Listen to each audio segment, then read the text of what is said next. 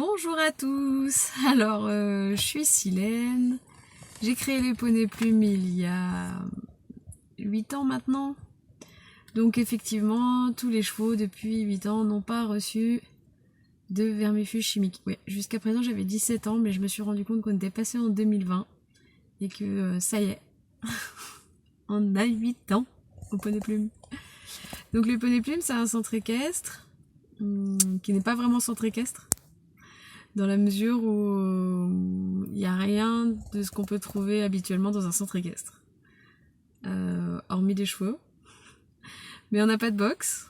Les chevaux ils sont élevés sur équipiste une partie de l'année pour laisser les parcelles reposer. Sinon ils sont élevés sur 40 hectares, donc des grandes surfaces. On produit le foin et du coup ils ont accès à une biodiversité assez variée. Donc ils peuvent stimuler leur défense immunitaire déjà de cette façon.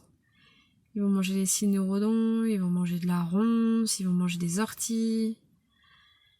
Ils vont manger tout un tas de choses qui va permettre à leur système digestif d'être pas très accueillant pour les parasites. Donc voilà. Donc en parallèle, on fait bien sûr plein de choses. Je ramasse les crottins quotidiennement, ils ont du foin à volonté. Les graines de courge ou le Tanarome va être distribué dans un aliment que je fais faire chez Sébastien Lagros, les établissements Lagros à Chérizet.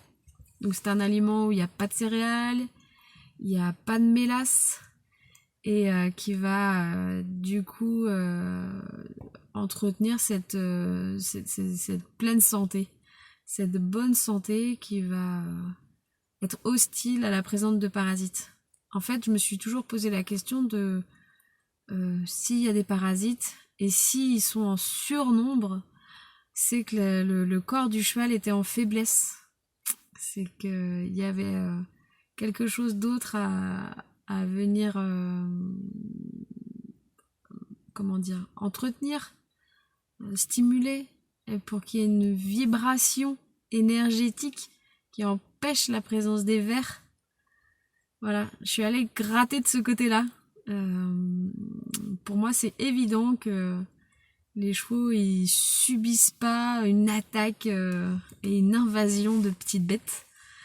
Et voilà la philosophie qui est mise en place.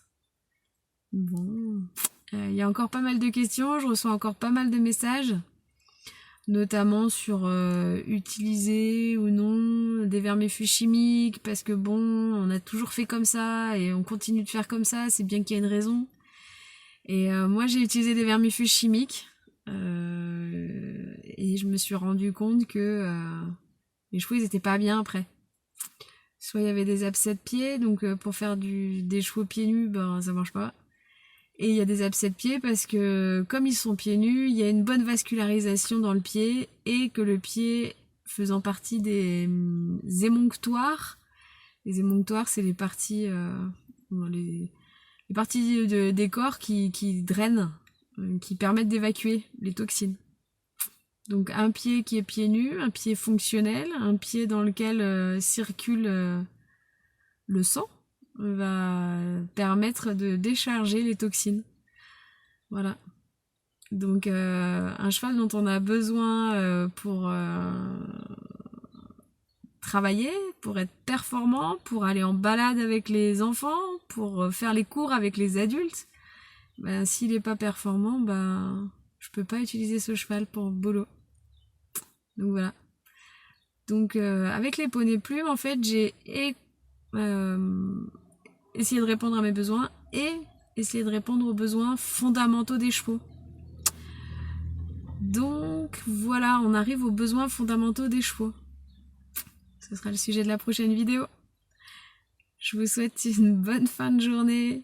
Nous, on va à la ville. Vous avez vu, j'ai mis ma petite chemise là. Et Elios, il a un cours de batterie cet après-midi. Alors du coup, on a sorti les habits de la ville. Je vous souhaite une bonne fin d'après-midi et à la prochaine vidéo pour les besoins fondamentaux des chevaux. Au plaisir!